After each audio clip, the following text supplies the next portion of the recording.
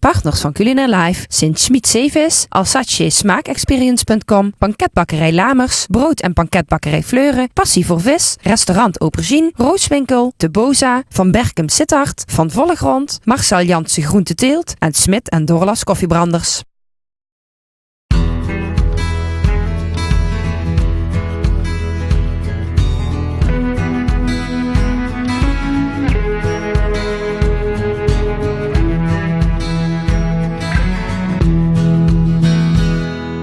Dag dames en heren, welkom bij weer een nieuwe uitzending van Navenant Culinaire Live. Hier vanuit het theaterrestaurant De Maaspoort van onze patron cuisinier Paul Pollux. En ik neem u heel graag mee op deze culinaire reis.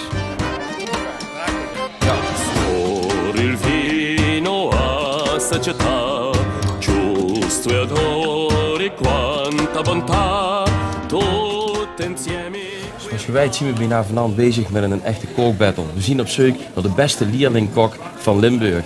En dat doen we natuurlijk met een stukje zaaljurering, maar er huurt ook vakkennis bij. En ik deel de tafel nu met Margot Reuten van Da Vinci. Hartelijk welkom. Leuk dat je er bent. En Paul Pollux, onze patron cuisinier van Culinaire Live, mogen we zeggen.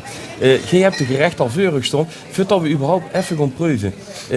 Je weet dat, Margot, wie is dat nou voor zo'n leerlingen? Die moeten zo'n gerecht maken en weten dat jij als sterrenkok, zullen we maar zeggen, zo'n gerecht wil testen. Wie vullen die zich? Want dat gevoel heb je ongetwijfeld ook een keer gehad in aanvang. Dat zijn kriebels, hè, Paul? Ja, dat geeft de adrenaline door die hele lief.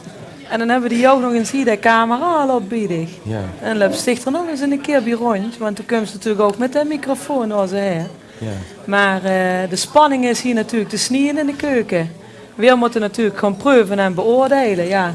Waar let je dan op? Want ik bedoel, het is heel mooi. Als ik dat zie, denk ik, wie kiest voor elkaar? Waar let ze dan op, Paul? Ja, ik denk de kunst meestal van een muze is het wegloot. Hè? Dus hoe meer smaak en hoe meer dingen ze preus, hoe moeilijk dat gebeurt. Dus ja. Ik heb altijd simpel en altijd natuurlijk en probeer het ding te loten. Ja. Door letten we erin. Als we dan heel even kijken, het eerste, want ik heb TV het eerste gerecht, dat is deze heen. Ja. Dat is van kok nummer 1, dat is Rob Wijnen van restaurant Bretelli in Weert. En hij heeft gemaakt een bereiding van bloemkool met tomaat en zwarte olijven. Dus als je even wilt proeven, dan hebben we meteen ook een soort van eerste reactie. Maar de spanning moeten we nog vasthouden. Ja, als we het einde van de oven bekend maken, weet je het winnen. Dat is wat typisch, want ik zie nog nooit alles afzonderlijk eigenlijk een beetje proeven. Terwijl als ik normaal bijvoorbeeld gewoon eten, dan ga je het met juist toch om die combinaties. Is er een reden dat je dat juist uit elkaar rondnoemt voor het proeven? Nou, ik denk dat ze eerst een beetje om elkaar was om te kijken wat is het allemaal. Mm-hmm. En dan maak ze pas bij elkaar en dan proeven ze het ook nog een keer bij elkaar. Ja. Zo denk ik dan. Wat is de eerste reactie van dit maar doen? Ja, ik vind het heel fijn. Ja? Heel mooie garnituurtjes. Het broccoli gemarineerd in safraan. Hier heeft er de bloemkool, sorry. Hier heeft er de bloemkool heel fijn gesneden. Weer met het groene kruiden en alles gedaan. En hij heeft een crème gemaakt. Ook weer van bloemkooltje. En volgens mij heeft er dat door piccalilli geleitje of zo gedaan. Want de proef een beetje dat zuurtje weer erbij. Dus hij heeft zich echt uitgesloofd. Okay. Ja. Dus om ons van alles te laten proeven. Ja. En dan hebben we, als we dan nog het tweede gerecht kijken, als ik te vlot kon, dan moet ik me maar corrigeren hier. Dat is het van kok nummer 2, de steun van Nuland, van Brina aan de Maas. Wel. En hij heeft gemaakt groene asperge met snijbonen, komkommergelei en preilolly, aardappel beurre noisette, schuim met gefrituurd kwartelei, aardappelcroutons en zoete aardappelspecerijencrème. Zo. Nou. Dus dat is een heel verhaal. Het ziet er wel mooi uit. Ja, zeker. Ik vind dat wel grappig wie je het zo allemaal op de kop heeft gezet. Beetje, hier zit het gele erin met het groene. En hier hebben we echt groen met oranje. Dus ja, we gaan ook echt van de zomer in alle kleuren mogen. Hè? Dus dat is wel heel leuk dat de kok zich er ook met de passie met de kleuren de ogen hebben gelachen. Want dat is iets wat echt bij het vakje natuurlijk ook met die kleuren werken. Jazeker. Ja. Ziet dat ook, Paul, met natuurlijk, een gerecht moet echt bij elkaar kleuren. Maar ja, het is natuurlijk ook zo, het moet ook zeker wel bij elkaar smaken. Als ze gaan zoeken naar de kleur en niemand het gaat altijd om de basis. En door ze door een mooie combinaties maken is het natuurlijk geweldig. En als ze het zussen, want ik bedoel, we moeten natuurlijk ook kritisch zien. Wat was zo'n leerling nu op moeten letten in de volgende keer? Wat is hij nu een kenmerk aan wat niet klopt in oogbeleven? Maar goed. Ja, om nu gelijk te zeggen wat niet klopt, dat zou ik niet zo leuk vinden. Maar wat ik leuk vind is dat er ook al het nagedacht. Een krokantje, een frisje, een zoetje. Hij heeft zich het werk gedaan, een snieboon. Eerst snieën, dan in een geleitje liggen, dan weer uitsteken. Verzin het maar allemaal. Ja. Of doen het ook maar hier even. Hè? Ja. Dus ja, om nu gelijk te zeggen, dit moesten de volgende keer doen, ja, dat is... Ja, dat snap ik ook we al. moeten nu ook trots zijn op ze wat zo zal laten zien. Ja, dat is ook zo. Maar we kunnen het ook niet zien als fout, we kunnen het ook zien als leerpunten. Ja, zeker. Oké, dan hebben we het derde gerecht. En dat is van Frank van Meegen van de Hostelerie van Galen in Hezen. En hij heeft gemaakt Bloody Mary 2012. Pastille van wodka en gember, tomatengelei, venkelmarmelade en komkommer. Wat mijn eerste reactie is, dat zo'n gerechtje dan meteen... Ja, natuurlijk niet die uitstraling heeft, totdat het in zo'n kommetje zit ook meteen. Hè? Terwijl het kan natuurlijk door de gelei moeilijk anders. Of zie ik dat verkeerd? Ja. Nou, ik denk als ik een Bloody Mary en zo'n soort gerecht zie, dan denk ik aan zomers en warmte. En nou ben je natuurlijk een paar dagen met de zon bezig en dan is het gelijk wel passend, vind ik. Ja, dat klopt. En natuurlijk, er zit er wat kleiner zo'n kommetje, maar ja, dat moet eigenlijk voor de gelei natuurlijk, anders kun je het effect niet. Ja. En dan natuurlijk de smaakbeleving, toch jij het natuurlijk toch hem, hè? Dit is... Het is wel verrassend, fris. Krokantje erin van de bleekselderij. Lekker? Een beetje een zoetje, hè? Het is gewoon een maf tomaatje. Het is echt een tomaatje, ik wil of het is echt een tomaatje, dat is echt... Wat is het dan? Ja, het is net of het leeg is geloten en gevuld is. Hè? Want er zit geen echt met tomaten. Met een geleitje. Ja, er zit een geleitje in het tomaatje. Dus zoals je ziet is er natuurlijk heel veel te zeggen over de gerechten. De spanning, die wordt natuurlijk ook door opgebouwd. Maar dat geldt zeker voor de leerlingkoks. Zeker om dadelijk, Margot en Paul met elkaar nog in discussie over wat uw grote voorkeur is voor de winnende kok. Dat krijgen we dadelijk ook van de mensen in de zaal te huren. En dan is er weer een verder in de strijd om de beste leerlingkok van Limburg.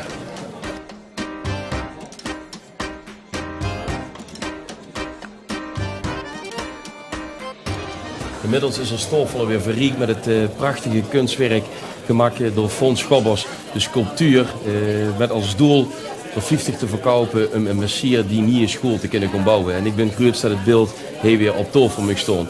Maar ook voor met het witte goud. En ik ga praten met Jean Korsten. Want ja, Jean, het witte goud moet moeten grond. En dan ga je stuk asperge bitterballen maken. Want je maakt met van volle grond producten vanuit de volle grond. Dan maak je snacks mee, om het zo maar te zeggen. Ja. Als seizoenen beginnen, dan gaan we weer aan de slag met de seizoensproducten. En dat is in deze dus asperge. En daar hebben we de aspergebitterbal voor ontwikkeld. Ja. Ik zie hem hier liggen. Dus wil ze zelf even... Oh ja, want, ik heb dat dit is natuurlijk een ervaren, want het is teamproduct. Ja. Een aspergebitterbal en een aspergekroketten. Maar er zijn toch best veel snackfabrikanten die dit product al maken. Hoe onderscheidt Stichting mee? Ja, nou, aspergebitterballen werden nog nauwelijks gemaakt. Volgens mij nog geen. Maar de onderscheid zit er met name in dat we ook absoluut verse producten pakken. Dus verse asperges. Dus we kunnen ook pas beginnen als de verse asperge geoogst gaat worden.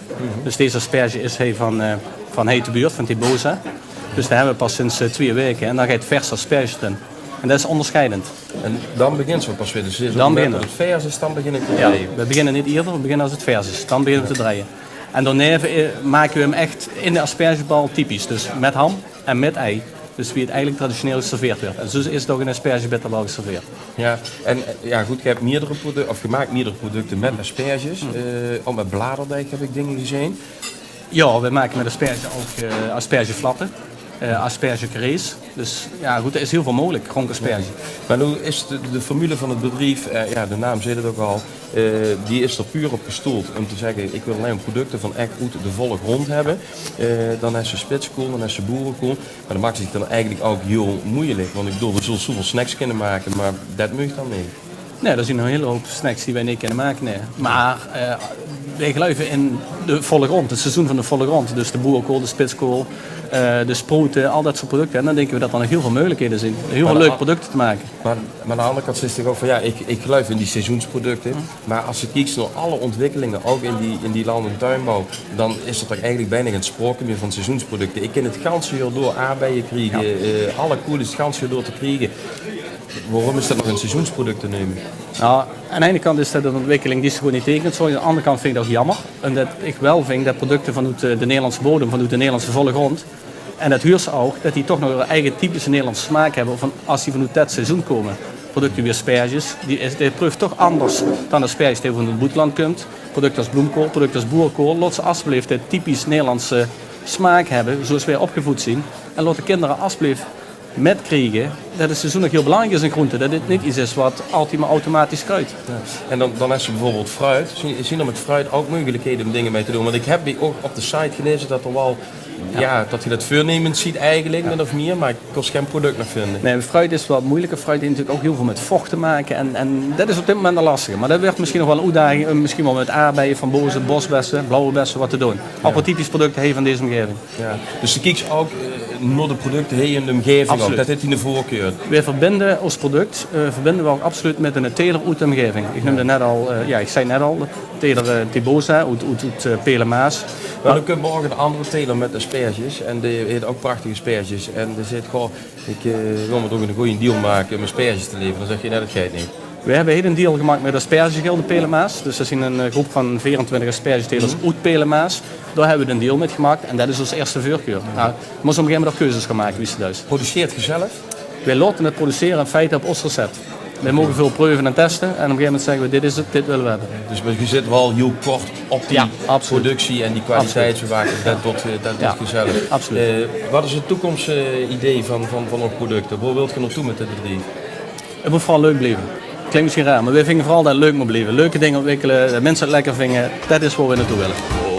Come un libro scritto per me, nel menù che anche torta al caffè, non mi resta che scegliere, ma nel dubbio mi regalo un frappé.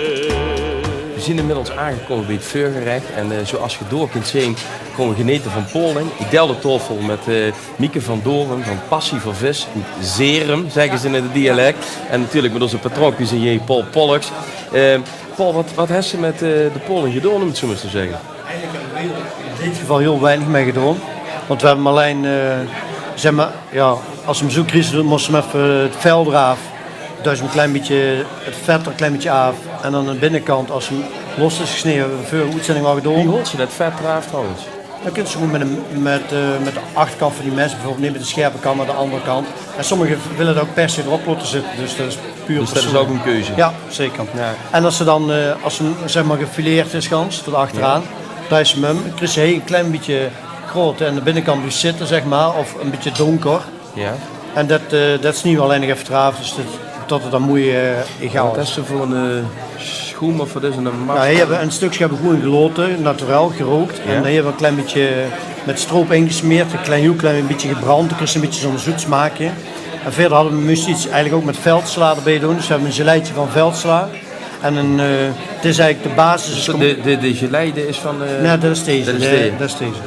Oké. En dit is eigenlijk een soort marshmallow. Ja. Dus eigenlijk een soort eiwitachtig iets. En dat is dan opgedraaid met komkommer en ook een klein beetje veldsla. Dus veldsla, dat is dus ook een Limburgs product uit de buurt. Het ziet er prachtig uit, of niet? Ja, het is erg lekker. Ja, maar dat hebben ze gar niet geproefd. Nou, we hebben hem net al aan tafel mogen proeven. Oh, oké. Zeg, passie, ik denk dat ik dikwijls een stukje verder gewoon. Hè? Ja, dat is prima. Dankjewel, Paul. Passie voor vis, van glasaal tot paling. Ze weren zelfs een kilo groeit, heb ik begrepen. Ja. Dat is natuurlijk eigenlijk gigantisch. En daar heb je een heel proces voor opgetogen. Wie je dat doet. Ja. Dan moet je lachen, want dan denk ik Poling 7. En als ik Poling, dan denk ik aan Volendam. Weet je wel. Dat is, Ja, we dachten, in Limburg is dat nog niet. Dus, dat is echt een gedachte geweest. Ja. Ja. Ja, we waren een beetje zoekende, hoe je hier iets met vis gaan doen. En John heeft dan aan de achtergrond wel, je kunt wel uit de vis. Zonder Stieneman. Ja. Ja. En zo een beetje van brainstormen, zeg maar. En toen leek ons Pauling toch wel een erg mooie vis om te gaan kweken. Ja, en daar heb je dan een heel proces voor, met bronwater, de biersten hebben geen stress, goed gebalanceerde voeding, heb ik gelezen. In wie is het dan nog een natuurproduct, om het zo maar te zeggen? Nou, de moest gewoon zorgen dat een Pauling zich gewoon top vult, want anders dan wil hij sowieso niet groeien. De stress zul je ze heel snel veulen, dus wij zorgen dat ze absoluut geen stress hebben. En in de kwekerij zorgen we gewoon dat echt alles wat zich in de natuur voordoet, zeg maar, dat we dat nabootsen, want anders zul je ook geen groei en zo bij die beestjes krijgen. Dus, het is pure natuur. Maar zoals wie in de Pauling normaal, ik zie het er niet, maar als wie in de Pauling normaal leeft, horen zich overal geschud wie je bakker door de modder. Ja. En ik lees dat, zou ik maar zeggen, wie ze bij ook leven, dan zien het onderhand wel hele edele Paulingen met zo'n Ja, bij ons is het dus ook dat ze wat sneller groeien, want anders dan... Is dat zo? Ja. Bij ons doen ze zeg maar gemiddeld 1,5 jaar van glasaal tot volwassen Pauling. Dus je hebt een bier wat heel heet, dat is 1,5 jaar gemiddeld? Gemiddeld, ja. Er zijn er bij die zijn sneller, maar er zijn er ook bij die zijn veel langzamer. Dus je moet enorm vooruit werken natuurlijk. Ja. Ja, en dat is goed te doen met die glaszaden, dat is ook timen natuurlijk. Hè? Ja. We hebben 2 systemen, 1 systeem voor de glashaal en 1 systeem voor de grotere Paulingen. En zo kunnen we eigenlijk zorgen dat we gewoon altijd vis hebben.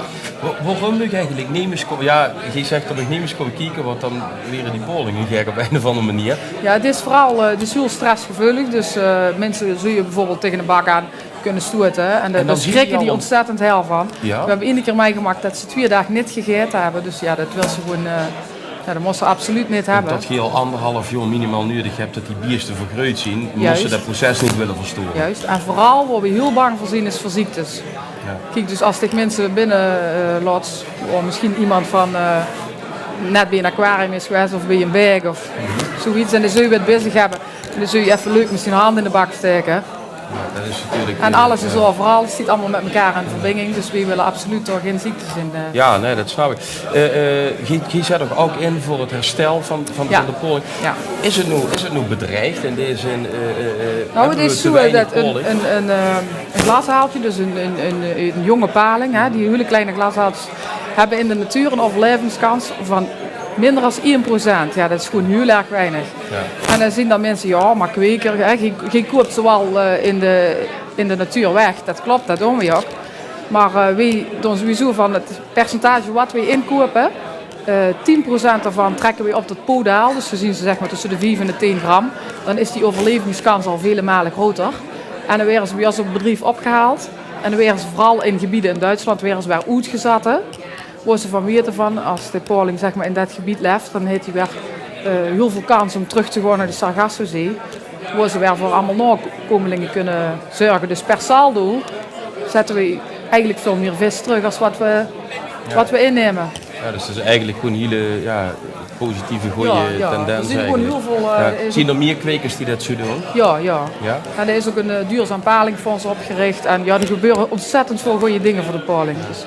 Super. Ben je nu door de jaren heren ook wat er spontaan bij de Pauling terechtgekomen, ook van de Pauling gaan halen? Is dat ook een... Ja, absoluut. We zien er gewoon dagelijks. Ja, we zien gewoon 24 uur per dag ermee bezig. We hebben nu sinds donderdag weer nieuwe glashaaltjes en dan gaan we gewoon s'nachts om de 2 uur gaan we eruit. Dan gaan we kijken en dan gaan we van kleine kindjes nog wel een beetje erger. Oh, zo, mooi. Ja, ik kon er ook nog van genieten. Ja, ik kon er ook wel van genieten. Ik heb er alleen gehad, maar ik gooi er nog een. Ja, super.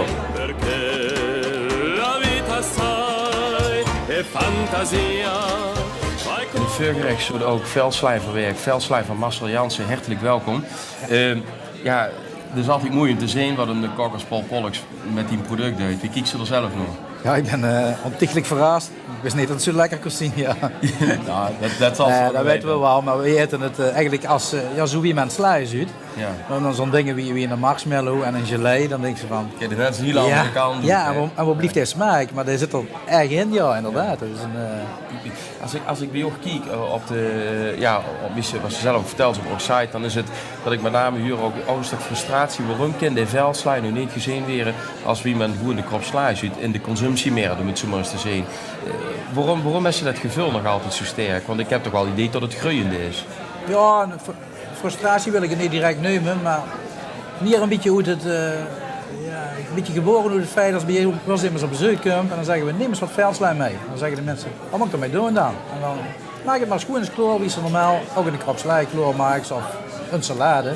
Doe er maar wat spekjes bij en dan doen ze dat en dan krijgen ze altijd hele positieve reacties. Ja. Maar hoe zit dat dan in? Tot dat ergens fout is dat dan toch het kleine bleetje, dat het anders is, dat mensen niet weten wat ze ermee moeten. Hoe zit dat dan in? Ja, ik denk het wel. Misschien het onbekende, misschien het idee dat het toch altijd een bleetje is wat er een beetje bijleed, wat een beetje bijbalanceert. Misschien ook dat het doorgaans in de supermarkt ook erg duur is. Dus toch een beetje als exclusief gezien. Is het een exclusief product? Ja, als ze de prijzen er soms aan hangen, dan wordt het wel exclusief gezien, ja. Toch een beetje een exclusief iets. Stelen, zie je natuurlijk, was het voor verkoops, is het dan terecht dat het in die prijswaardering in de supermarkt ligt? Ja, soms wel, soms nee, denk ik dan. Als ik zie wat er soms gekocht wordt, tegen welke gangbare meerprijs dat het gekocht wordt dan heel duur verkocht, vind ik het ook niet gek dat mensen het niet eten. Ja. Maar aan de andere kant, ja. Als er juist veel werk is om te maken, het moet ook best wel betaald worden natuurlijk. Nee, dat is ook zo. Maar als je nu kijkt naar die beleving van zo'n product, bent je er zelf al mee bezig van wie kent ze dat beeld veranderen bij mensen? Wie kunnen we nu die mensen toch meer gaan stimuleren om toch voor dit product te gaan kiezen? Ja, dat is een beetje de vraag. We hebben dan die website om toch een beetje voorlichting te geven. We hebben inderdaad een paar koks gevraagd. We hebben veel een recept. We zijn hier terechtgekomen. We proberen toch mensen een beetje een idee te geven van is veldstrijd. Probeer het eens gewoon. En dan, de reacties zijn heel positief. En meestal blijven de mensen het dan ook wel gebruiken. Heel langzaam denk ik. Ja, het is natuurlijk wel zo dat sla op zich natuurlijk een enorm groeiende merk is. Want als je, niet alleen voor het seizoen, maar als je bijvoorbeeld ook kijkt op ieder restaurantkaart, is de lunchsalades en alles. Dat is natuurlijk in de loop der jaren enorm bewogen. Ja, en er zijn ook heel veel soorten natuurlijk. Dus, vooral in de zomerperiode ermee? Dat weet ik niet. Nee, zou ik zo niet zeggen. Misschien dat het meer een tegenstel van profiteren is. Als ze vroeger zeiden van in de winter hebben we als slei eigenlijk alleen nog maar veldsla. Want dat is eigenlijk de enige groente die in de winter echt groeit in als temperaturen. Ja, nu is er natuurlijk zoveel. Er zijn natuurlijk de meest prachtige sluissoorten en kressen en noem allemaal. Ik vind dat ook allemaal even geweldig. Als je kijkt naar een product als maaltijdsalades, die je ook heel dat kan gewoon het supermarktkanaal zo liggen. Lig je door nog op een gegeven moment mogelijkheden te zeggen, dan wil ik gewoon met mijn product als veldsla, wil ik gewoon in die kan en kaassalades ook mee, dus dan wil ik juist wegblijven. Ja, ik denk dat wij daar juist weg willen blijven, ja. Ik denk dat wij zoeken het meer in het exclusieve, in een verpakking die heel makkelijk is in een keuken. In een product wat handmatig geoogst is, waar echt aandacht in is besteed. Waar men echt van zegt, van als we dat kopen, hebben we ook echt een heel fijn, heel vers stukje product. En dan zeg ik heb het vandaag, nu heb ik het weer vandaag geoogst. Dus met heel veel aandacht, heel vers. Die zie ik eerder naar de kok, zullen we maar zeggen, dan de snelle eten. Ja. Ik denk dat als ze inderdaad in de supermarkten mee wil draaien en dat soort dingen, dat ze ook meer bij de hele grote teelbedrijven, zoals ze in Frankrijk zitten, terechtkomt. Die gewoon in de veldslaan, zoals ze bij ons 100 kilo wel veel is, gaat dat toch echt met de tonnen. En dat is niet ons ding, dat moet ze leuk vinden. Ja, maar hier is nog toekomst genoeg voor je? Hier is toekomst genoeg voor je, ja. De bevel is heel erg goed. Hartelijk dank. Dankjewel. Ik kon er heel even zoet voor de reclame, maar blijf vooral kijken, want straks komen we verder met bijvoorbeeld kreeft.